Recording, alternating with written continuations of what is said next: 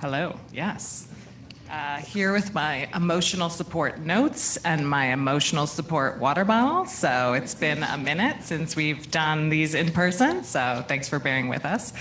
Hi, we're here to talk about all things brands, culture, and content. I'm Mary Kay Callen. I'm part of the Audience Impact Intelligence team, and Viv and I are here representing a specialized group of strategists, researchers who really power our partners with audience-forward, culture-fluent ways of connecting with audiences in this wild, changing media ecosystem.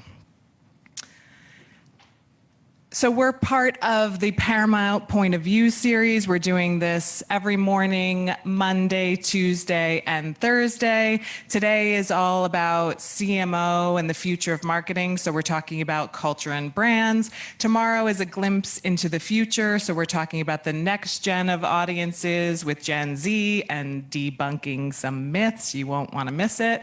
And Thursday is all about going behind the brand. So we're sharing a snippet of our LGBTQ plus in America series, where we'll talk about what the real lived experience is of that community. So tons of small snippets of longer studies. So if you're interested in any of these and you'd like to see them at your brands or talk to your teams about these pieces of content, we're happy to share them.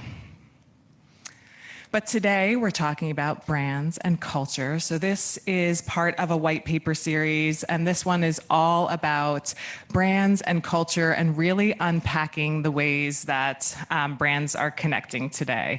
So this is a piece of research we did about 1,000-person consumer survey to really understand and unpack the ways that culture is changing, and also did about 200 brand marketers, media planners, buyers, to really look at your peer set. What do you guys care about?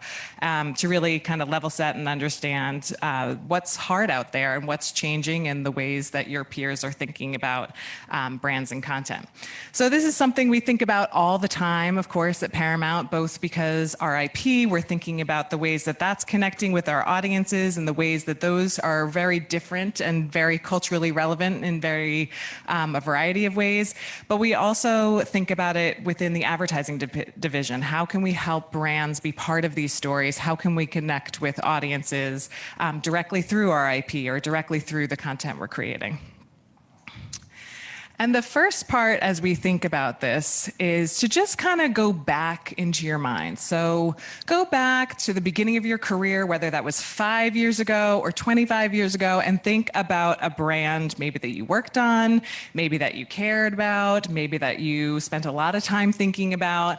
And go back in your mind and think about, how did that brand connect with its customers? How did it connect with you? How did it show up in the world? And just kind of hold that in your mind for a second as we flash forward to 2022 and watch this TikTok from the Empire State Building. It is so bad, I want to give you a 0, but that's not possible. So I give you a 1. So perhaps some things have changed. When we think about brands connecting, if you went back to think about that original brand, what would your 20-something self say about this example here? Question is, what the hell is TikTok? Right, exactly. And then second question is, the Empire State Building is talking and dissing another building? Like, what is happening? But we see this all across the map happening. We're saying brand in 2022, it's hard, it's wild out there, right? You've got Ryanair talking about its customers, talking about other airlines, or you've got Moon Pie getting mad at the sun and creating, a sunscreen that you can wear to ward off the sun. So it's really can be kind of interesting to be a brand in 2022. And culture is moving at a breakneck pace, and social media promotes these quick burn cycles of relevancy. And so it's even harder to attract eyeballs and sustain consumers' attention. And so brands are truly exploding into every avenue of art, media, and entertainment. And we're seeing consumer brands turning up in some unexpected places, including sort of high and low fashion. Lay's and Balenciaga did a collaboration at Paris Fashion Week this year. And KFC and Crocs also did a collaboration, which basically sold out, created a buying frenzy and sold out in 30 minutes. And so this pressure is also making brands feel like they need to be everywhere at all times. And it's also around raising questions around what is an appropriate sort of event or a news cycle for brands to be weighing in on, whether it's from Juneteenth, Will Smith's Oscar slap, to the Queen's death. And so it's actually quite a difficult line to ride for brands. And the reason why brands seem to be, around every single corner that we are on is because the relationship between brands and consumers have evolved. It used to be a fairly straightforward relationship, but due to our sort of media-driven culture, those lines, those sort of degrees of separation have started to dissolve. And so brands are now, there's a rising intimacy between brands and consumers, and instead of transactions, we're seeing a much more of an emotional relationship. So much so that 27% of Gen Z feel like they know a brand personally. That's up from 18% of millennials. And, people are surrounded by brands in every single facet of their lived experience. And so it's changing the way that brands like Uno and Dunkin' are showing up in consumers' lives. And the feeling is mutual. If we can go back. The feeling is mutual. 86% of brand managers they want to be deeply connected to their consumers as well. And their number one priority is to understand and have a meaningful connection for their consumers. But despite this growing intimacy, brands are more really elusive than ever. Brands have moved from a occasional sidekick to an ever constant companion. And Dr. Marcus Collins, who's the Chief Strategy Officer at White & Kennedy, has said that despite brands having more information than ever, that doesn't always lead to more intimacy with consumers. In fact, 74% of 13 to 39-year-olds have said that brands try too hard to be cool. And that's because consumers are oftentimes seeing through a brand's unrelatable and sometimes a little bit cringe attitude to being relatable. And so they're giving them the silence brand treatment instead. So despite this sort of culture of proximity that we have with consumers, brands are finding it harder to court and cut through the noise. And culture really is becoming this new medium for connecting with consumers. We see that consumers are interested in it, right? Consumers want their favorite brands to be culturally relevant. 75% of them are saying so. And we also see that brand managers care about this too. An overwhelming majority saying that it's important for their brand to be culturally relevant. And this is why we see brands really connecting with consumers wherever they are now. So the metaverse being a great example now with Chipotle and Gucci really trying out new strategies to be connected to where consumers seem to be moving and kind of using this as an opportunity to test and learn and find new ways to connect with consumers in increasingly culturally relevant ways. We see this quote on the right from a person saying, if a brand is not engaging with culture, it's becoming a little bit old-fashioned. And we know this is important not just because it's a nice to have and it makes everybody feel good, but because it's an important metric to success in a brand's bottom line. We see that consumers that consider a brand culturally relevant are more likely to think favorably about the brand, to purchase that brand, to recommend that brand. And we see that this is showing up in those top cool brands seem to be the ones that have tons of cultural cachet with their consumer base, or even example like catching lightning in a bottle, like Spotify's Rap Report, where they've created this zeitgeist moment at the end of every year where you have to share what you were sharing or listening to on their platform as a way to connect with your friends. Unless you're me, of course, and the majority of yours is still, we don't talk about Bruno, and we're not going to share it this year. But brands really can fear getting it wrong. Of course, cultural relevance is easy to say, but hard to do. And it can be scary out there, right? 72% of brand managers express concern about a potential idea really not hitting the mark. And a lot of brands think about examples especially when they're going to market, of somebody who maybe didn't get it exactly right. So even when you have the best of intentions, like Peloton's Christmas ad a few years ago that was really meant to share a wellness journey, but of course a few, a bit of consumer reaction feeling like it may have come across as a cry for help, or Burger King, again, best of intentions, talking about the way that women really need to be treated equally on International Women's Day, but it hit the ear of consumers wrong. And so brands really kind of get a little scared and nervous about getting it wrong. It can be really a hard tightrope walk to walk, even if you are trying to do it all right. And that's because cultural relevance is obviously really easy to say, but it's hard to do. And that's because of the degrees in which culture is actually changing. So we've identified 4 drivers that make cultural relevance hard to achieve. The first is the ambiguity of culture, the democratization of culture, the fragmentation of culture, and lastly, the velocity of culture. Culture is ambiguous. It is all-encompassing, and it is defined in an increasingly myriad of ways. When we asked consumers to define culture, 50% said cultural events followed by a mix of social issues and movements, pop culture trends, entertainment, and art and design. And then on top of that, what complicates it even further is, what is the role of brands in creating culture? And when we asked consumers what kind of culture a brand should create, consumers said all these things. 51% said they should have a positive impact on society, that they should, sorry, I can't see that at the moment. 43% should appeal to the masses, that they should have influence on pop culture, and that they also should even connect their consumers to other consumers. So this is, all of these things done together is hard enough. Doing them singularly is also really difficult. The second is culture is becoming more and more democratized. More and more people are having the power to influence culture. So we used to have a select few gatekeepers sort of dictating what was going on, but instead that power is now shifted to more and more smaller groups who are now creating culture. So when we asked consumers who is actually the most influential, they said themselves, their friends and family, and they said this over news media, social media, and even billionaires.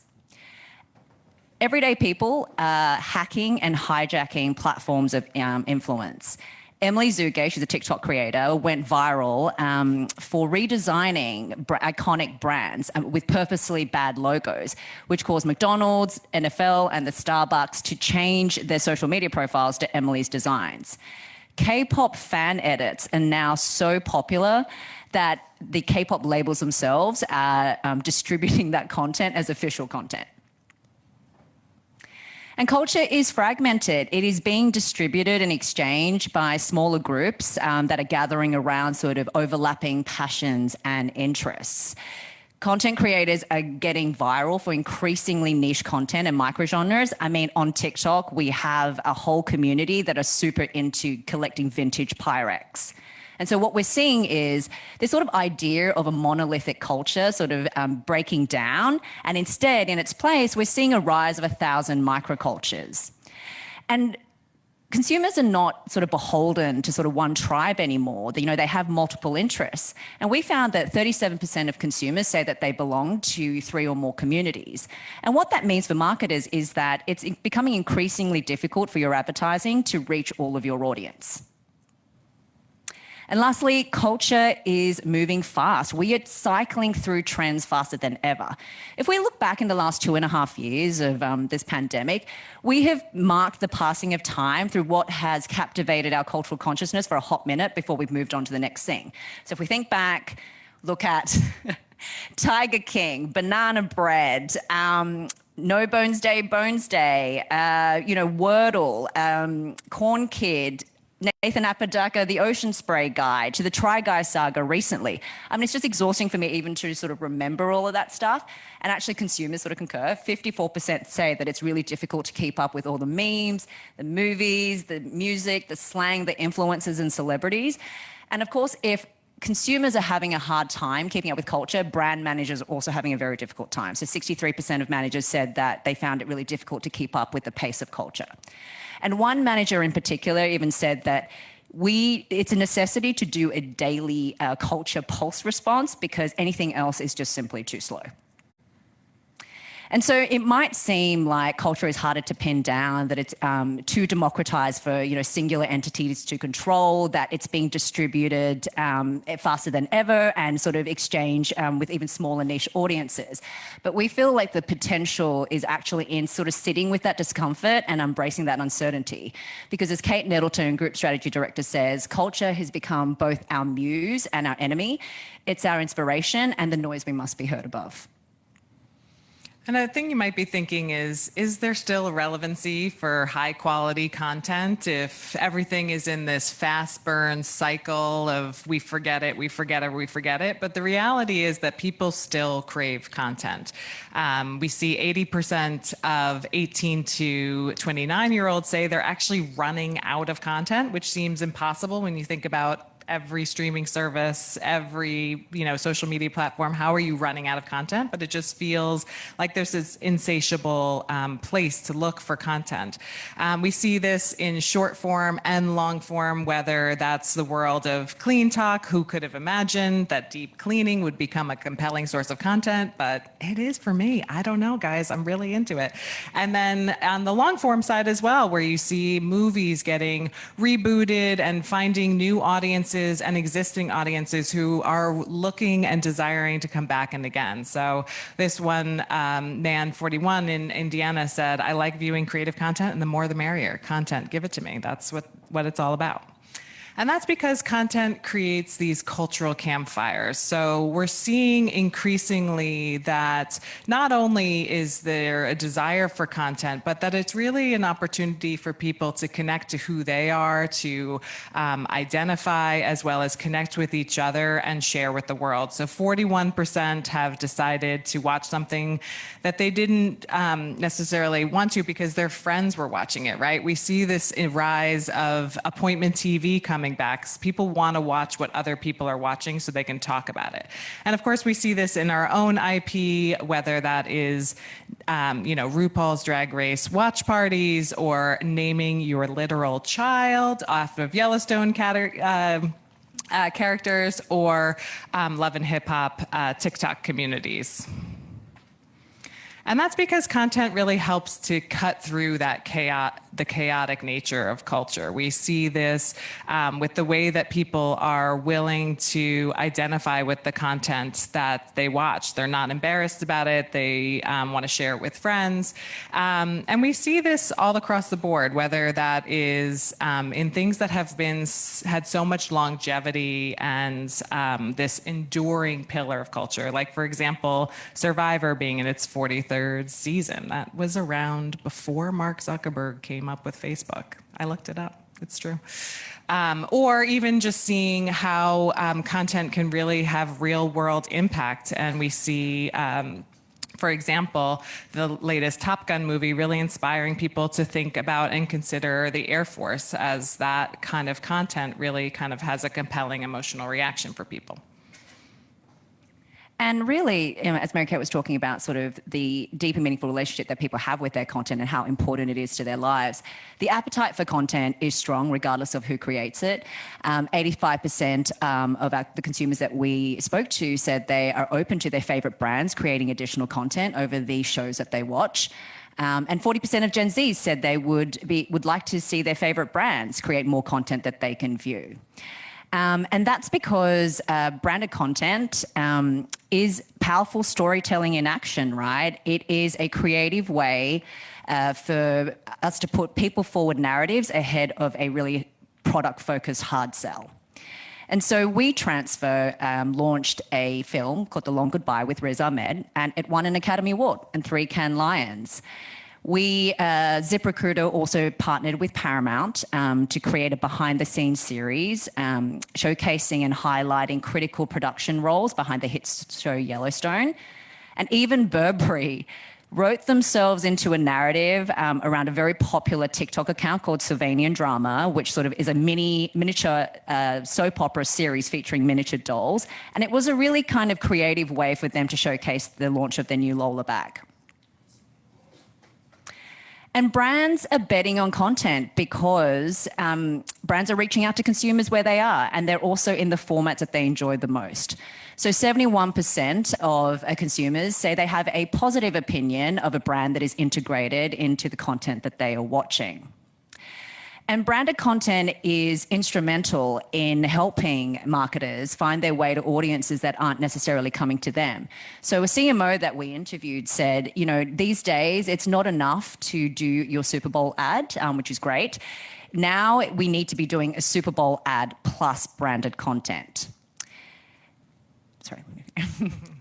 And that's because entertainment companies are really helping brands get branded content right. Of course, we're coming from Paramount, so we really believe in this, but consumers really care about the content that entertainment companies are making, and specifically Paramount viewers are more likely to say that they believe the branded content is adding some interest into the entertainment experience.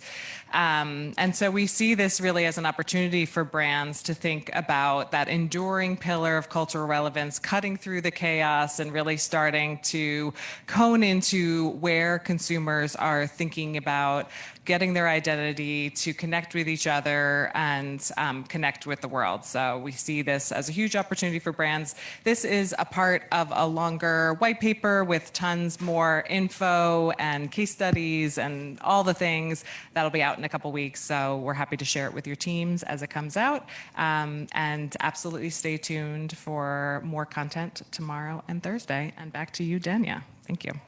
Thank you, everyone.